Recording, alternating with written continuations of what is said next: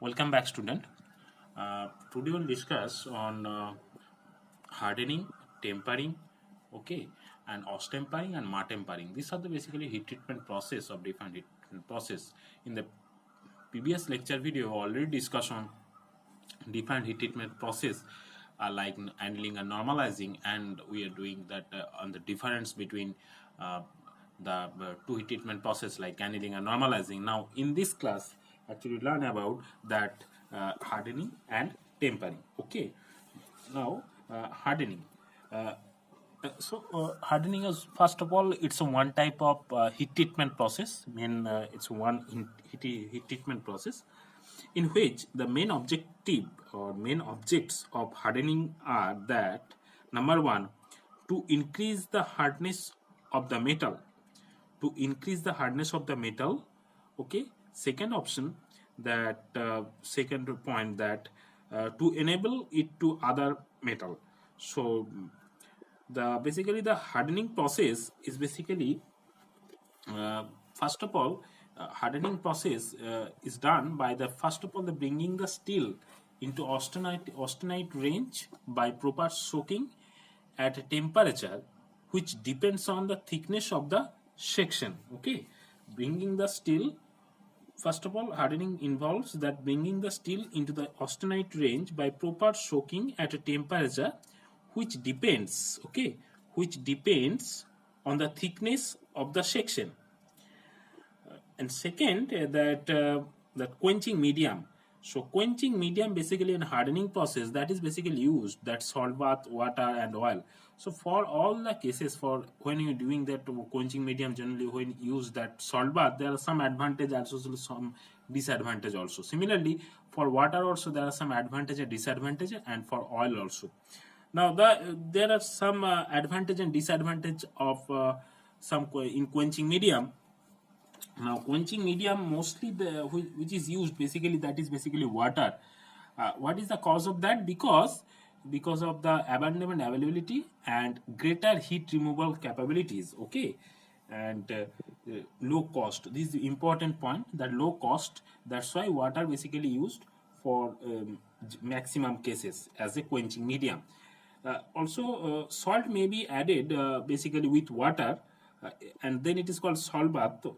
And to water basically to increase the cooling rate. What is the main purpose? Main purpose is that for salt bath uses that using that for increase the cooling rate, and it is basically possible sometimes that distortion of cracks may appear in some components. Okay, so basically the salt which are used in with when you mix with water, that is basically either sodium chloride or sodium hydroxide. Okay, because of the severity of cooling rate with salt bath, it is possible sometimes that distortion of cracks may appear in some components. Okay, after quenching in salt bath, when you quench the salt in quenching in salt bath, it is necessary to clean the component thoroughly to minimize the incident of corrosion. Okay, so this is one important point. And second point is that oil may be used as a quenching medium. Oil, okay. Now main advantage is that basically it gives you the lower cooling rate compared to the water, but main important that the lower cooling rate cools steel more uniform throughout the if throughout so that it reducing the risk of distortion. But this risk of distortion very much important for your hardening process, because it happens distortion, crack, because of the so much temperature difference between the heating temperature as well as normal temperature or cooling rate. So these are the some distortion or crack will be disappear in the surface of the material. So in case of oil, the lower cooling rate, it gives you the lower cooling rate, but it also reduce the distortion of crack, which is very important. And second is that for water it is basically used, but main disadvantage for oil is that it is basically flammability. Okay, main disadvantage of oil is basically is the flammability. Oil are mainly suitable quenching medium for low distortion cases. Okay, this is important point. And one more thing, that For quenching medium, when you use water, because of its availability and also low cost, it is highly recommendable. And salt bath basically used for to increase the cooling rate. So you know that for in any cases, if the cooling rate is increased from the TTT diagram, or when you change the cooling rate in TTT diagram, when you draw, you already seen that in this diagram actually martensite will be formed, or bainite structure will be formed for these cases also. So basically, if after hardening process, we can achieve basically the martensite and bainite. Now this martensite and bainite basically not actually a stress-free martensite. It is basically hard, brittle, and stress adds. There are stress present within the material.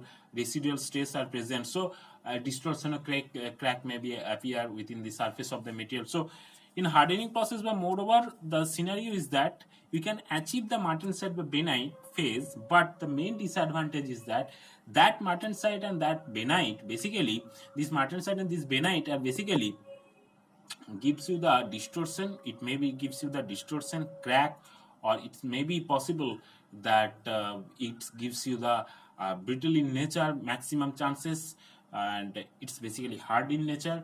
But moreoverly, it reduce ductility and as well as toughness of the material.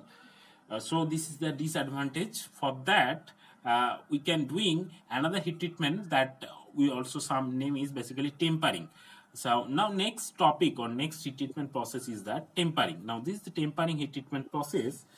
So tempering basically one another heat treatment process. It's variation of heat treatment process. One of them is very important because concern of the hardening processes.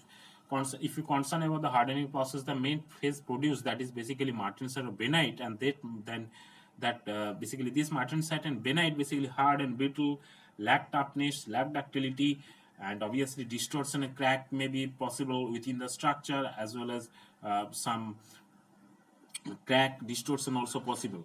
Now when you do the tempering process, basically martensite, which martensite is basically formed during quenching process, is basically extremely hard and brittle, okay, and lack toughness also. Thus this steel is not basically suitable for any cases for impact resistance, requiring impact resistance, okay. Hence a secondary heat treatment process is required. That secondary heat treatment is basically called tempering, okay. Now tempering basically carried out on basically quench steel. Now what is the process involved for that?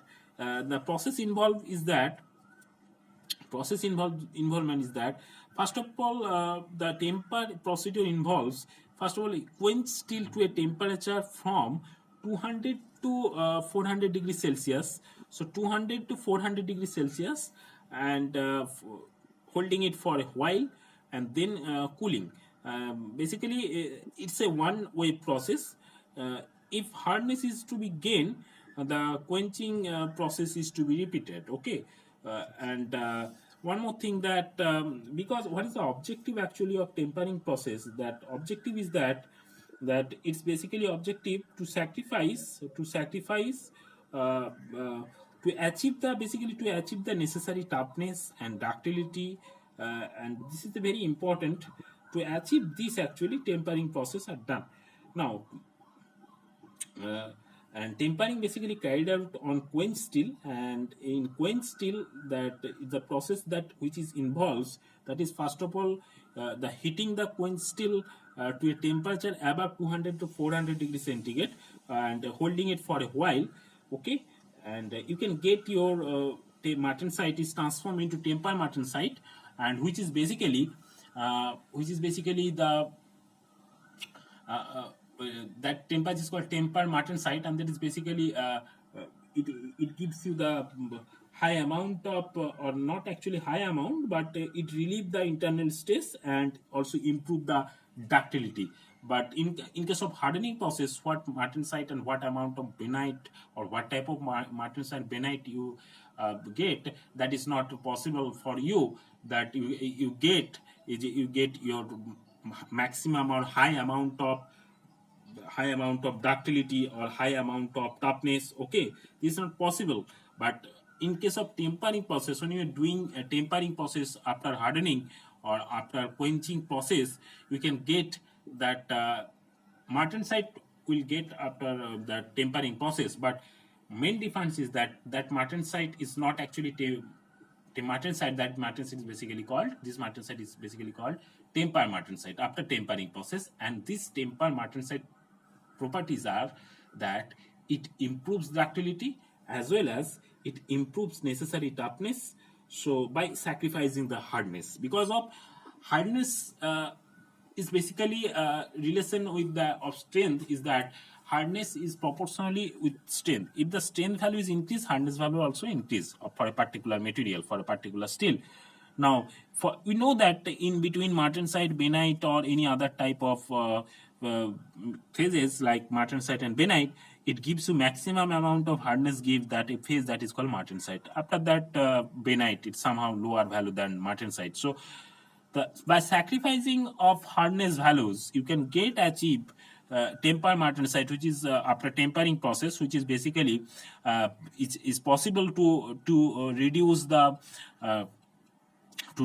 hardness value, and you can get or you can improve your ductility as well as toughness, which is very much important for any applications because of impact resistance. Very important because toughness is basically is a mechanical properties of material which defined actually the amount of energy absorbed when we apply certain amount of impact load before fracture. So what amount of energy absorbed before fracture in a particular, when you apply certain impact load, that amount of energy is absorbed capability is called basically toughness. Now in particular after tempering process, what you get temper martensite, that gives you that particular toughness value increase and ductility also increase. So there's a softness will be in the picture. So that is very important for any application purposes. So tempering very important.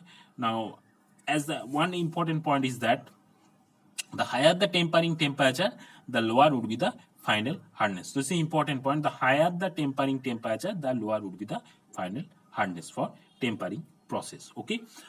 Now we can go further. That next heat treatment process, that ostempering. Okay, ostempering also another type of heat treatment process. Another type of or variation of heat treatment process. One of them is ostempering. Now this ostempering basically in quenching process. Okay, ostempering basically is not actually a tempering process, ostempering, but a hardening process. Okay, in quenching process, and it is also known as isothermal quenching. Ostempering also called isothermal welding. Sometimes it is called isothermal quenching. Okay, and basically in this process, steel is heated above the upper critical temperature at about 875 degrees Celsius, where the structure basically consists entirely of austenite. And basically the process which is involved in case of ostempering, that it is not basically that tempering process. First of all, it's a basically but it actually is a hardening process. Okay, it is also sometimes it is called isothermal quenching, and it is basically in this process. First of all, the steel is heated above the upper critical temperature at about 875 degrees Celsius, where the structure basically consists of entirely austenite. Okay, entirely austenite, because in austenite phase the carbon atoms are distributed uniformly. So that's why in all the cases in the heat treatment process we can want to heat the material up to austenite range, then holding for some time and then cooling, done basically outside the furnace. So depending on the quenching medium, you can get your different types of phases. Now in quenching process, the martensite which is basically formed, that would be either extremely cracked pond. So this is very important, very disadvantage of any type of phases that present within the material. Basically that martensite is basically extremely cracked pond. Okay, now in the quenching process, the martensite which is basically cracked pond, and this from this process that maintained. Okay, and basically first of all material is quickly quenched to a little above the MS temperature for a prolonged period, so that austenite would be transformed okay, that austenite is transformed to benite. Very, very important point. Austenite, it should just transform into benite under isothermal condition. That's why it is called isothermal quenching also. Basically, in this process, first of all, the steel is heated upper critical above the upper critical temperature.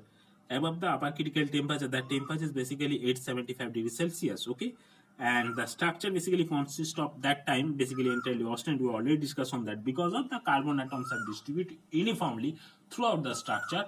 So that's why we are achieving this. That's why we want to heat the material from the austenite range. Okay, and then it is suddenly cooled, and by quenching in a salt bath or any other type of lead bath maintained at a temperature around about 250 degrees Celsius to 525 degrees Celsius. At that particular quenching medium, at that particular temperature selection, and that it form basically benite, which is basically stress free and likely to cause that less crack formation in the basically medium. Okay, in the medium. So in the martensite, so this is basically that in ostempering, the martensite is just transformed into benite. So in this ostempering process, okay, this is the important this is the main objective of that, so that it can transform into benite. Martensite is just transformed into benite. But what is the main procedure? Procedure is that first of all, the steel is heated to above the upper critical temperature at about 875 degrees Celsius, whereas the structure consists entirely of austenite. It is then suddenly cooled by quenching it in a salt bath and maintained at a temperature of about 250 degrees centigrade to 555 degree centigrade. Okay, this is called basically ostempering process. Now martempering. Okay, now in this martempering process, it is also one type of I can say that variation of heat treatment process. Among of them, martempering is very important because of in martempering, which is basically similar to ostempering. Now the first of all, what is the process involved in case of martempering is that first of all, the steel is heated to an austenite range. Okay, first of all, the steel is heated to an austenite range, then by that basically followed by a rapid quenching. That quenching medium is basically as used as in case of water bath. Okay, to a temperature above basically martensite start temperature, and thereafter basically the material is maintained at constant temperature, and that constant temperature basically in oil bath, so that the entire section actually is brought to uniform temperature. So this is important. Uniform is just transform into uniform temperature, so that it can easily possible that it can there, so as such though no distortion or crack are produced. So very important. As soon as the workpiece attains a uniform temperature, it is taken out of the bath and cooled in the air. Okay, the air cooling is sufficiently fast that martensite basically is formed, and this provides the relative stress-free material without any distortion and better mechanical properties compared to the regular quenching and tempering process. Okay, so this is basically martempering process, and this martempering process is also sometimes also called step quenching. So ostempering is called basically isothermal quenching. Martempering is sometimes also called stop quenching. Sorry, not stop, it's step quenching or interrupted quenching. It's basically consists of steel basically heating the steel above upper critical temperature point and then quench in a salt bath kept in a suitable temperature, so that it can form so that it can produce throughout the material uniform temperature. So it cannot produce the distortion or crack any type of within the surface of the material. So this is the martensite, this is the martempering process. Now we'll take some questions. We'll discuss on it. Now, as you know that martensite, just a minute.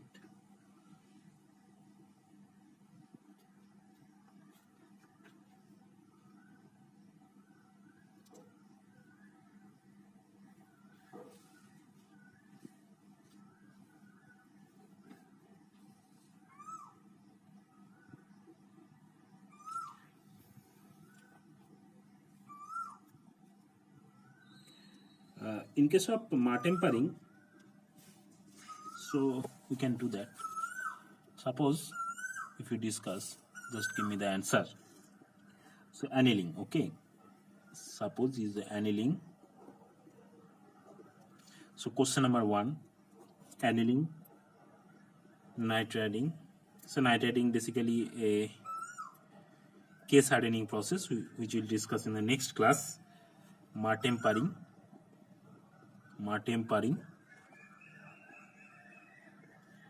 and normalizing. So all you already know that these are the basically heat treatment process or different heat treatment process. And if I give you the different option which will match with that side, so refine grain structure,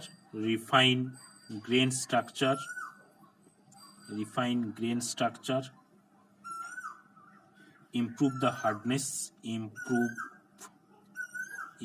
the hardness of the whole mass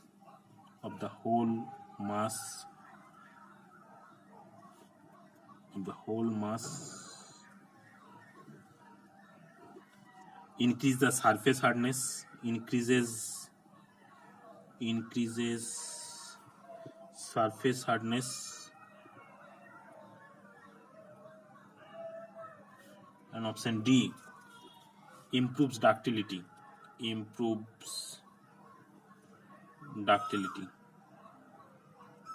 Okay, so these are the, suppose this side is annealing, nitriding, Martin-Paring, normalizing, which will match with this side. Okay, so annealing, as you know that which one is right. So annealing will be matched with improves ductility.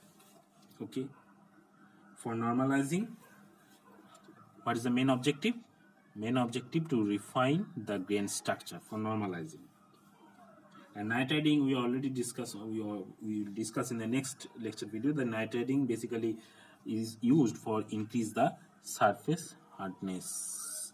So for Martin-Paring, it improves the hardness of the whole mass, because of for Martin-Paring process the martensite will be formed or bainite structure will be formed. That martensite gives you the improves the hardness of the whole mass. Okay, so similarly quenching, again, if I ask you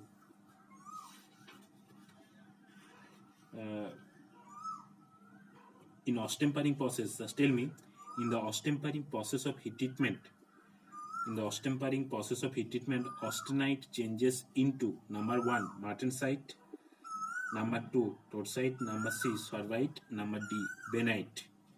Again I repeat you that in the austenite process of heat treatment, austenite change into martensite, torsite, sorvite and bainite. So which will be right? Right answer will be bainite. Okay. Okay, thank you very much for listening and watching me. In the next lecture video, we'll discuss on the heat treatment process is case hardening. Okay, case hardening is very important heat treatment process. In that particular lecture video, we'll learn about that defines of like case hardening process like cyaniding, nitriding, case carburizing. What are that? So after that, we can learn about different types of hardenability process also. Okay, hardenability and case hardening. These two topics should be covered in the next lecture video. Okay, thank you very much for listening and watching me, and goodbye.